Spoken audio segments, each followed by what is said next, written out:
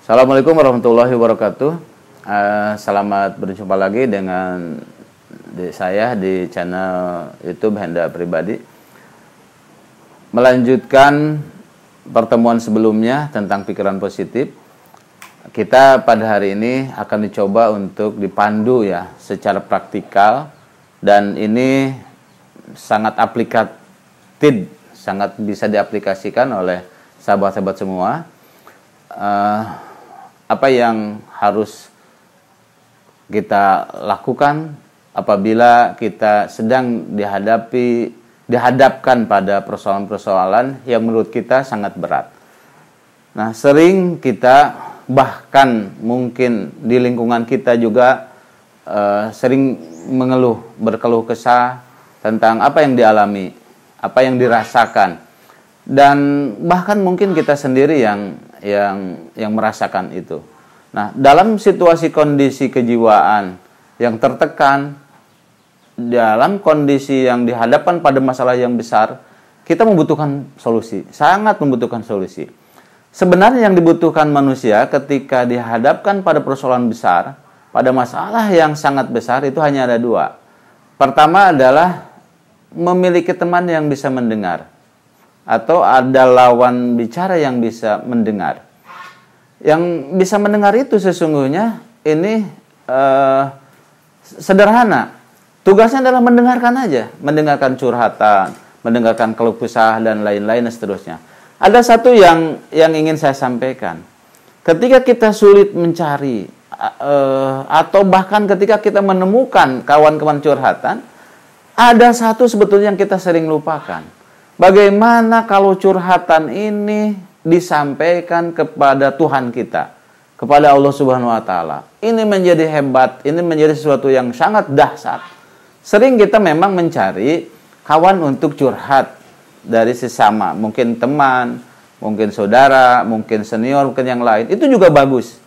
Tapi yang harus kita munculkan adalah sebuah pemikiran akan lebih bagus lagi selain dari curhat kepada teman ini, yang mudah-mudahan bisa menjadi wasilah untuk memberi solusi.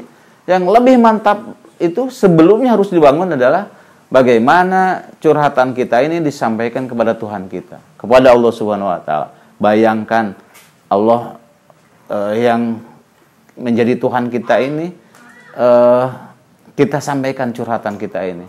Waktunya kapan? Ya setiap waktu. Ataupun kalau kita tidak punya waktu setiap waktu, mungkin kita ada waktu-waktu tertentu yang telah disyariatkan oleh agama. Mungkin setelah melakukan duha, mungkin setelah melakukan salat hajat, mungkin juga dalam tahajud atau menjelang subuh. Jadi itu satu ya, yang kita butuhkan manusia itu. Pertama, teman curhat. Yang kedua adalah pandangan positif. Fokus pandangan. Pandangan positif itu apa?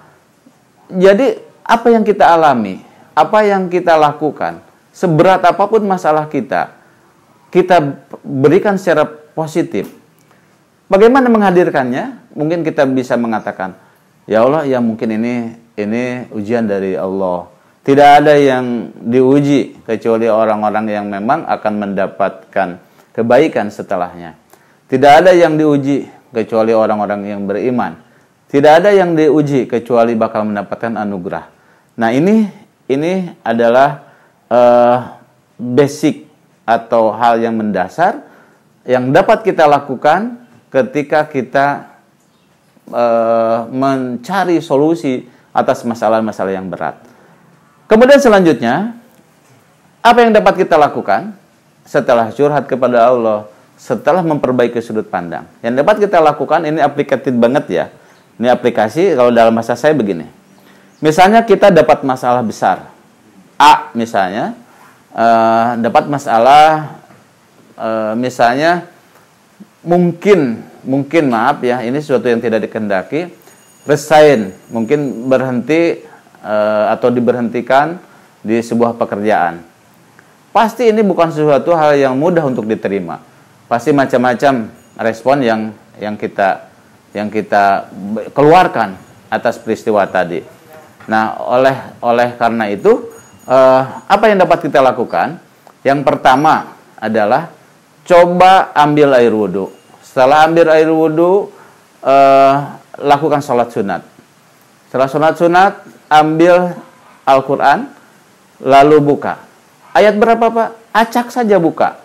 Ayat berapa? Ketika dilihat, nanti surat apa yang Anda baca, yang Anda terima, yang Anda lihat, lalu Anda baca.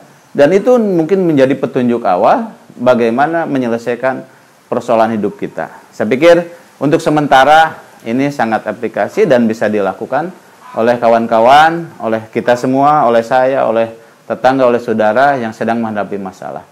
Sekian dulu, billahi taufiq wal hidayah. Wassalamualaikum warahmatullahi wabarakatuh.